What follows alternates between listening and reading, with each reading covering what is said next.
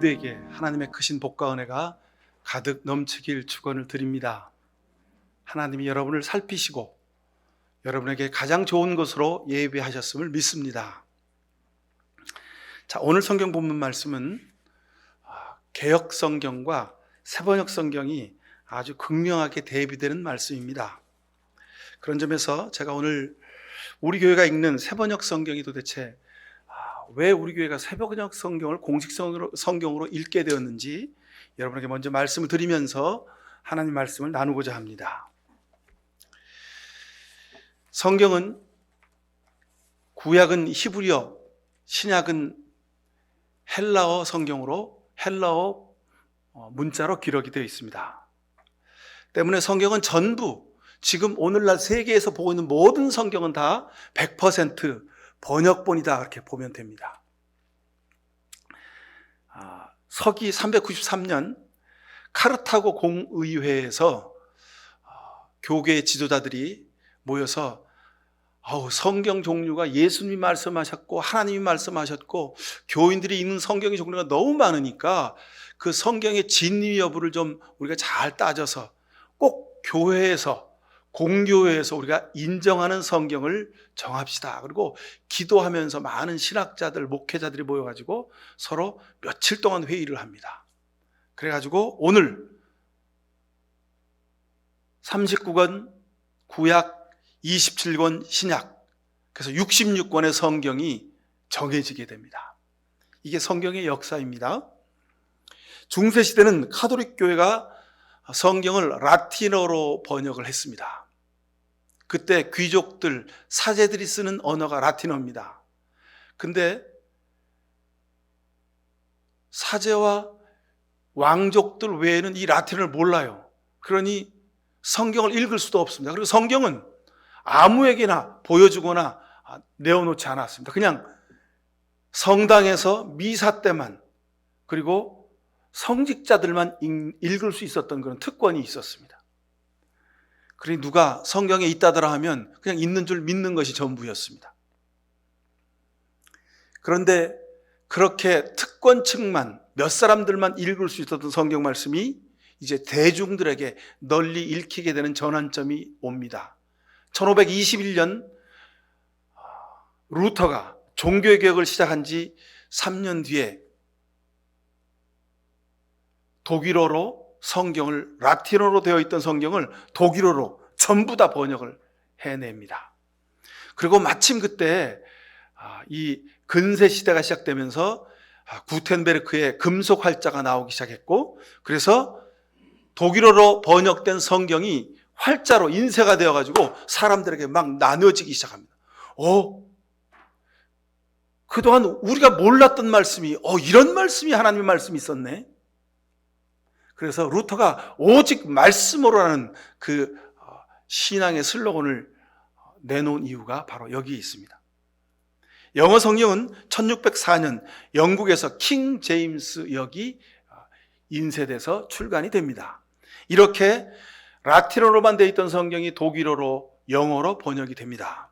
자, 우리말 성경은 스코틀랜드의 선교사였던 존 로스라는 선교사가 중국 선교를 위해서 만주 땅에 있다가 우리 조선 땅을 알게 됩니다. 그래서 조선에 와서 보니까 이 사람들이 사제도 없고 성경도 없는데, 성직자도 없고 성경도 없는데 이 사람들이 이미 예수를 믿고 있는 거예요. 놀라운 마음에 이들을 위해서 하나님 말씀을 전해야 되겠다. 그래가지고 조선말을 배우고 조선 사람을 불러다가 성경을 번역하기 시작합니다.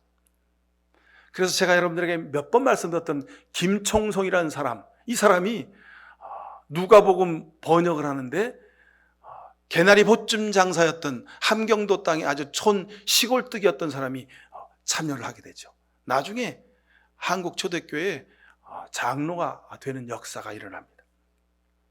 1882년에 예수 성교 누가복음 전서를 최초로 출간해서 우리 한국말, 조선말, 한글로 된 성경이 시작됩니다. 이게 우리 한글 성경의 역사입니다. 그래서 1961년에 개역 성경 전서라고 번역이 됩니다. 지금 한국교회 대부분이 쓰고 있는 개역성경이라는 성경이 1961년도에 번역되어서 출간되었습니다. 1961년도에 번역되었으니 1940년, 50년, 60년대 초반에 한국 사람들이 쓰던 그 어투와 말시, 그 고어체로 성경이 번역된 거죠. 그걸 우리가 지금까지 읽고 있습니다. 그래서 한국교회가 2004년도에 개역성경을 새번역 성경이라고 번역을 합니다. 바로 우리 목양교회가 읽고 있는 새번역 성경이죠. 2004년에 이 성경이 번역되면서 2000년대 초반 우리 한국 땅에 살고 있는 보통 사람들이 쓰는 국어의 모든 경향들을 반영해서 현대말로 성경을 새롭게 번역을 했습니다. 근데 아직도 옛날 번역인 개역성경이 한국 교회의 약 80%로 읽혀지고 있습니다. 왜 그럴까? 새번역이 너무 쉬운 말로 번역되어서 이른바 은혜가 떨어진다는 겁니다. 그래서 말씀의 권위가 떨어졌다는 거죠. 또 하나는 기존 개역성경을 출간하는 출판사들의 반대, 그리고 저들의 이익 보전 때문입니다. 그래서 아직도 이 새번역 성경이 널리 읽히지 못하고 있습니다. 성경의 권위가 했느니라, 내가 진실로 진실로 너희에게 이르노니, 이런 고체로 읽혀져야만 하나님의 말씀의 권위가 있다. 이건 좀 문제가 있습니다. 성경은 1.1획도 과감할 수 없다. 그렇기 때문에 개역 성경을 읽어야 된다는 겁니다. 근데 여러분, 이건 참 무식한 얘기입니다. 제가 앞에서 말씀드렸죠. 이 세상에 존재한 모든 성경은 다 번역본입니다. 그러니 여러분, 번역 과정에서 1.1획이 틀릴 수 있습니다. 번역 과정에서 어투가 바뀔 수도 있습니다. 단어가 좀 틀려질 수도 있습니다. 근데 그것을 1.1획도 바뀌면 안 된다는 그 말을 갖다가 붙여가지고 새번역 성경은 이단이 보는 성경이라는 그런 아주 앞서간 아주 주장을 하는 사람들도 있습니다. 무식에서 시작된 일입니다. 개역 성경만 은혜롭다는 생각, 이건 참 교만이죠. 이런 건 있습니다. 얘가 옛날에 우리가 읽었던, 저도 어린 시절부터 다 개역 성경을 읽었죠. 근데 어투가 좀 바뀌니까 옛날에 외웠던 성경 말씀을 다 잊어버리게 됐어요. 그래서 이게 좀 그런 혼란스러운 점이 있습니다. 새번역 성경을 공식 성경으로 인정하지 못하는 이유 중에 출판사들의 이익이 있다 그랬습니다. 여러분, 개역 성경을 많은 출판사에서 인쇄를 합니다. 근데 놀랍게도요, 성경은요, 한번 인쇄해 놓으면요, 그건 무슨 날짜가 바뀌는 것도 아니고 그냥 계속 팔아먹을 수가 있어요. 그러니까 아주 기독교 출판사에 그 종잣돈을 댈 수 있는 아주 기가 막힌 그 이익의 보고입니다. 근데 새번역 성경이 한국교회 공식 성경으로 딱 선언돼서 이걸로 씁시다 하면 어떻게 됩니까? 성경 팔아서 돈 벌던 기독교 출판사들이 이익이 없어지는 거죠. 그래서 아주 적극 반대하는 겁니다. 우리가 읽고 있는 새번역 성경은 오늘을 사는 우리 현대인들에게 하나님 말씀을 아주 쉽고 정확하게 전달해주는 성경이다. 그렇게 말씀드릴 수 있습니다. 때문에 우리 교회는 개척 초기부터 25년 전부터 이 새번역 성경을 읽고 있습니다. 혹시 주변에 다른 교회를 다니는 사람들이 너네 교회는 왜 새번역 성경을 읽어? 그렇게 물으면 그렇게 얘기하세요. 새번역 성경이 쉽고 정확하게 번역되어서 읽기에 편하더라고. 그래서 읽는 거라고. 그렇게 얘기하시면 돼요. 다른 얘기 하시지 말고 그냥 난 새번역 성경이 읽기 편하던데, 그렇게 얘기하시면 됩니다. 자, 오늘 본문 말씀 4절, 5절을 중심으로 은혜를 나누고자 합니다. 4절, 5절 말씀이 이거죠. 주님께서 그의 성전에 계신다. 주님은 그의 하늘 보좌에 앉아 계신다. 주님은 그의 눈으로 사람을 살피시고 눈동자로 꿰뚫어 보신다. 주님은 의인을 가려내시고 악인과 폭력배를 진심으로 미워하신다 그랬습니다.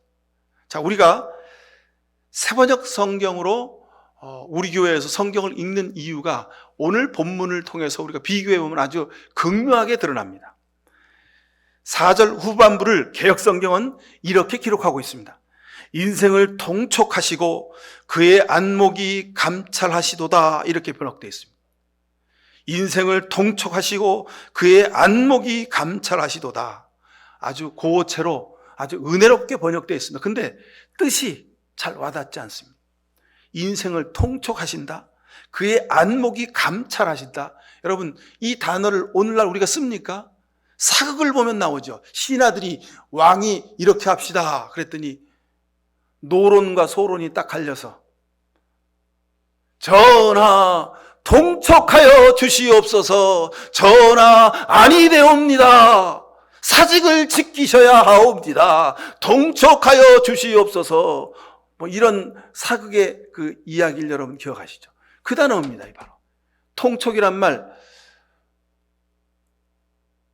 동굴 통자, 이 상암동 할 때 뒤에 동자를 물수자에다가 이렇게 같을 동자 써서 동이라고 쓰죠. 그걸 동굴 통으로도 읽습니다. 그러니까 통촉이란 말은 동굴을 밝힌다 그런 뜻입니다. 아주 어려운 말이고 잘 안 쓰는 말입니다.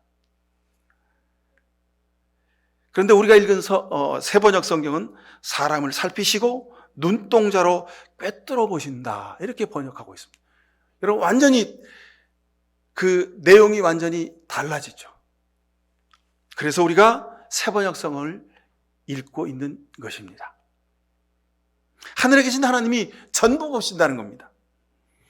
하나님이 통촉하신다. 여러분, 이게 우리에게 와닿지 않습니다. 근데 하나님이 꿰뚫어 보신다. 아주 여러분, 우리 귀에 금방 들어오지 않습니까?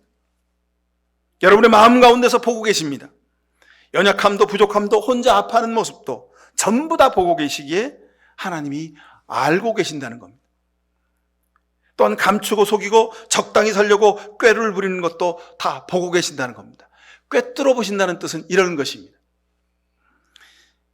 우리가 세상 살면서 나만의 욕심을 챙기는 것도 하나님이 전부 보고 계신다는 겁니다. 때가 되면 의인에게는 하늘의 것으로 채워주시고 악인의 위선과 죄는 훤히 드러나게 하신다는 뜻입니다. 그럼 우리가 주님을 끝까지 신뢰하고 살아야 되는 이유가 바로 여기 있습니다.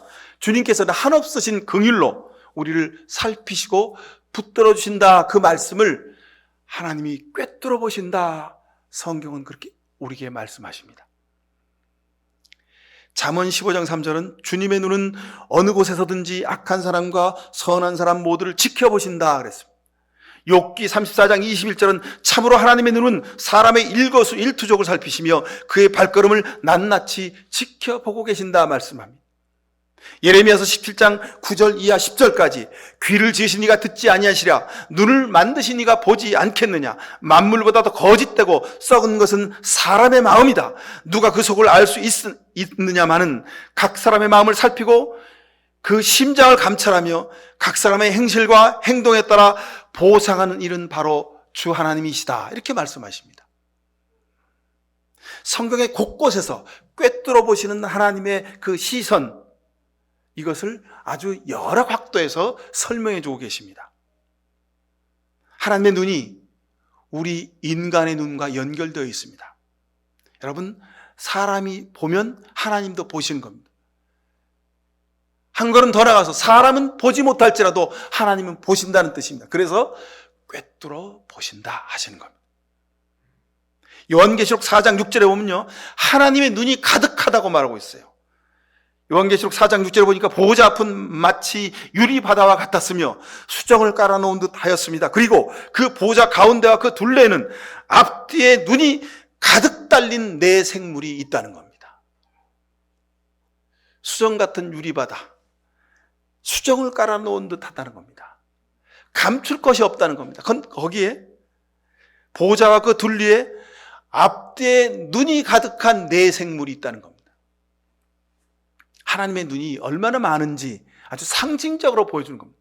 하나님이 다 보신다는 겁니다. 역대하 16장 9절에 보면 여호와의 눈은 온 땅을 두루 감찰하사 진심으로 자기에게 행하는 자를 위하여 능력을 베푸신다고 말씀하셨습니다. 여러분 기억하십시오. 진심으로 하나님을 향하는 자에게 하나님의 능력이 임하게 되는 줄로 믿습니다.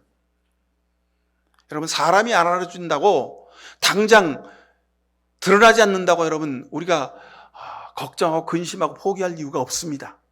하나님이 보시기에 하나님이 알아주시면 그만이다 생각하시고 여러분 지금까지 해오신 것처럼 앞으로도 꾸준히 기도하고 섬기고 나아가실 수 있기를 축원합니다. 하나님의 눈은 어디서나 보십니다. 높은 곳에서도 낮은 곳에서도 먼 곳에서도 가까운 데서도 어두운 곳에서도 감춰진 곳에서도 막혀있는 곳에서도 하나님은 다 꿰뚫어 보신다 하는 말씀입니다. 하나님은 졸지도 아니하시고 주무지도 아니하시고 우리를 지켜보신다고 말씀합니다.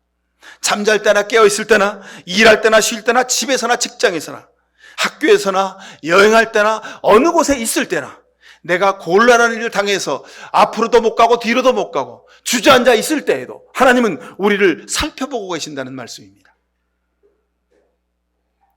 시편 139편은 이렇게 자세히 설명해 주십니다. 주님께서 나를 사차치 살펴보셨으니 나를 환히 알고 계십니다. 내가 앉아있거나 서있거나 주님께서는 다 아십니다. 멀리서도 내 생각을 다 알고 계십니다. 내가 길을 가거나 누워있거나 주님께서는 다 살피고 계시니 내 모든 행실을 다 알고 계십니다. 내가 혀를 올려 아무 말 하지 않았는데도 주님께서는 내가 하려는 말을 이미 알고 계십니다. 여러분 놀랍잖아요. 여러분 안심하십시오. 여러분 끝까지 믿으십시오. 하나님이 나는 혀를 올려 말을 하지 않았는데도 하나님이 이미 내 속에서 내가 무슨 말을 하려고 하는지 하나님이 우리 심령을 다 알고 계신다는 겁니다. 얼마나 감사한 일입니까? 얼마나 고마운 일입니까? 얼마나 위로가 되고 얼마나 힘이 되는 말씀입니까? 사무엘이 이스라엘 왕을 기름 부으라 하는 말씀을 듣고 베들레헴에 갔습니다. 이세의 집에 갔더니 키가 크고 아주 용모가 단정한 그 아들들이 눈앞에 쫙 보입니다. 아유, 얘네들 중에 누구 한 사람 기름 부으면 되겠구나. 맏아들 엘리압이 제일 먼저 이세 앞에 나왔습니다. 이세가 보니까 엘리압이 키도 크고 용모가 아주 단정해요. 아이고, 너 정도면 하나님이 기름 부으라고 하신 사람이 되겠구나. 그리고 손을 들어서 기름 부으려고 했어요. 근데 하나님이 아니다. 아니다. 이세야, 너 왜 자꾸 외모와 그 사람의 겉껍데기를 보느냐? 나는 중심을 본다. 나는 이 사람을 버렸다. 하나님은 사람이 보는 것과 다릅니다. 사람은 외모를 봅니다. 겉모습을 봅니다. 번지르르하고 화려한 것을 봅니다. 그러면 그 속도, 그 안에 있는 것도 번지르르하고 화려할 줄 압니다. 근데 아니라는 겁니다. 하나님은 그래서 중심을 보신다는 겁니다. 사람의 행동을 넘어 그 행동 속에 숨겨진 동기까지, 의도까지를 보시겠다는 겁니다. 하나님의 눈은 그렇게 피할 수가 없습니다. 하나님의 눈은 노아 때 사람들이 악한 생각을 하고 악한 행동을 하는 것을 보셨습니다. 아합과 이세벨을 보셨습니다. 하나님이 아니라 여호와 아버지 하나님이 아니라 창조주 하나님이 아니라 바알과 아세라스를 섬겼던 아합과 이세벨을 보셨습니다. 하나님의 눈이 압살롬을 보셨습니다. 그 마음속에 동기가 불순한 것을, 그 교만함을 보셨습니다. 홈리와 비느하스를 보셨습니다. 그래서 그들에게 그대로 갚아주셨습니다. 하나님 앞에 정직하지 않은 사람, 하나님은 저들을 멀리하시고 심판하신다고 약속해 주셨기 때문입니다. 다윗과 밧세바가 은밀하게 정을 통하고 죄를 범했습니다. 그러나 하나님을 숨길 수는 없었습니다. 다윗은 자신의 왕권으로 자기의 신복인 우리아 장군을 죽였습니다. 아무도 모르게 죽였습니다. 그러나 하나님은 알고 계셨습니다. 그 후에 선지자 나단을 통해서 다윗 앞에 바로 당신이 이웃집 양 한 마리를 훔친 자입니다 라고 하는 소리를 듣고 다윗은 곧바로 무릎 꿇고 하나님 앞에 회개합니다. 주님이시여, 내가 주님의 목전에서 악한 일을 했습니다. 주님, 나를 죽여주시옵소서라고 자백을 합니다. 우리가 우리의 죄를 하나님께 자백하고 회개해야 하는 이유가 여기 있습니다. 우리는 나도 모르게 아무도 모르게 내 멋대로 내 마음대로 죄를 짓고 살면서도 아무도 모르겠지 하고 우리 스스로를 자위합니다. 그러나 아무도 몰라도 하나님은 아십니다. 하나님이 우리가 지은 죄를 모르기 때문에 자백해라, 그런 말씀이 아닙니다, 여러분. 하나님은 다 보고 알고 계십니다. 그러기에 우리가 죄를 고백하고 회개해야 하는 이유는 내가 지은 죄가 죄인 것을 깨달아 알고 무릎 꿇으라는 겁니다. 하나님 앞에 항복하라는 겁니다.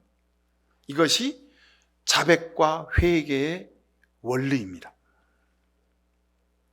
여러분, 무슨 죄든지요, 하나님 앞에서 죄를 짓는 겁니다. 여러분 기억하십시오.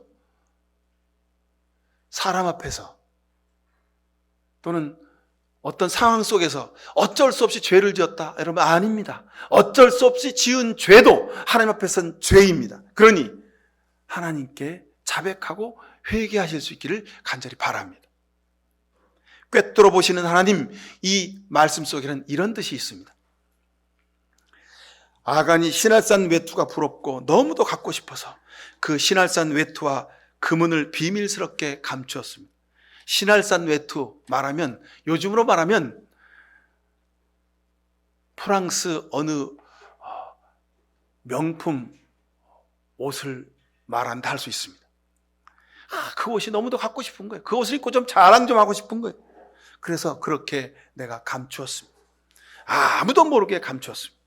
본 사람이 없습니다. 그러나 하나님이 보고 계셨고 이스라엘 백성은 이로 인해서 아이성 전투에서 아주 보기 좋게 패합니다. 하나님, 이게 무슨 일입니까? 여호수아가 하나님에게 묻습니다.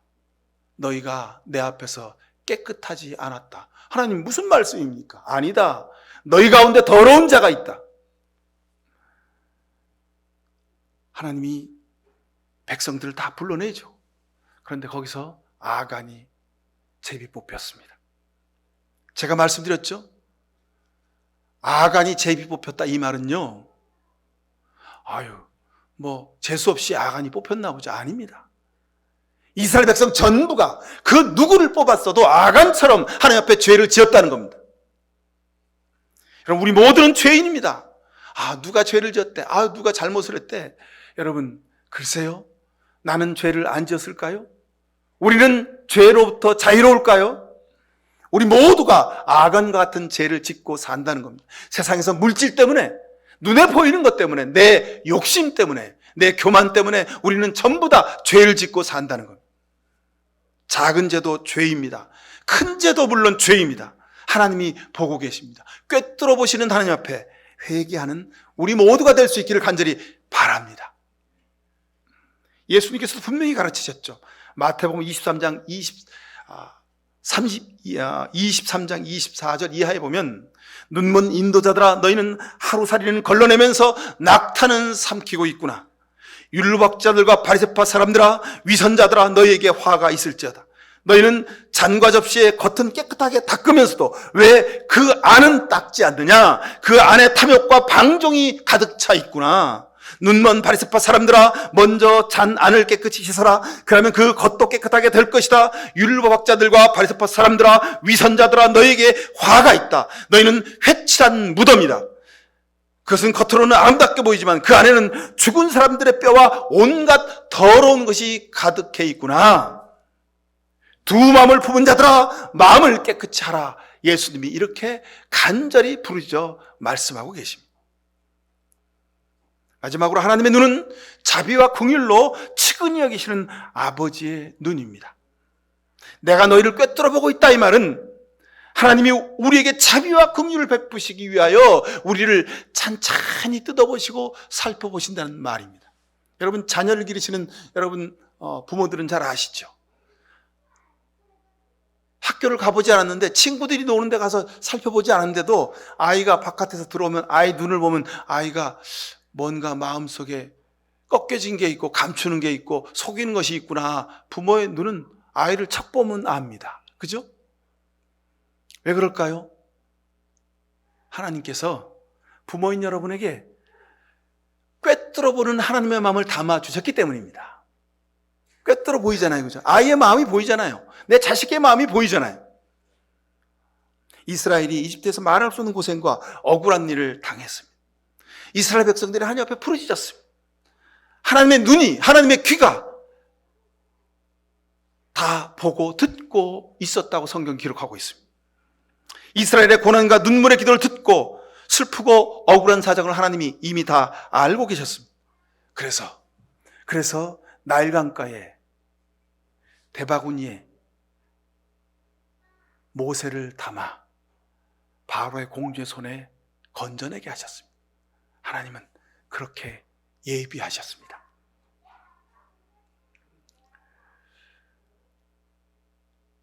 이 광야의 하나님이, 이 이스라엘 백성의 하나님이, 이 출애굽의 하나님이 오늘 우리 한국 민족도, 한국 백성의 형편도 다 보고 계십니다. 코로나를 겨우겨우 이겨냈나 싶었는데 온 세계가 난리가 났습니다. 전쟁은 저 유럽 그쪽에서 났는데 왜 우리나라가 그 전쟁의 피해를 봐야 합니까? 그죠? 물가가 막 치솟고 수출이 자유롭지 못하고 모든 백성들의 삶이 어려운 지경에 빠져가고 있습니다. 여러분, 하나님이 우리를 꿰뚫어 보고 계시니 소망 가지고 기도하실 수 있기를 간절히 바랍니다.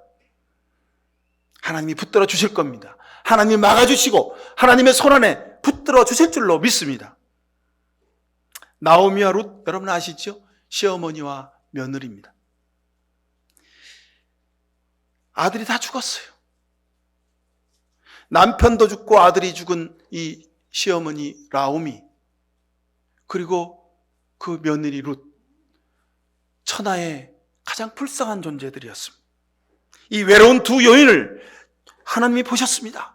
도와줄 사람 없는 불쌍한 이 여인을 하나님이 보셨기에 하나님이 보아스를 통해서 저들에게 자비를 베풀어 주십니다.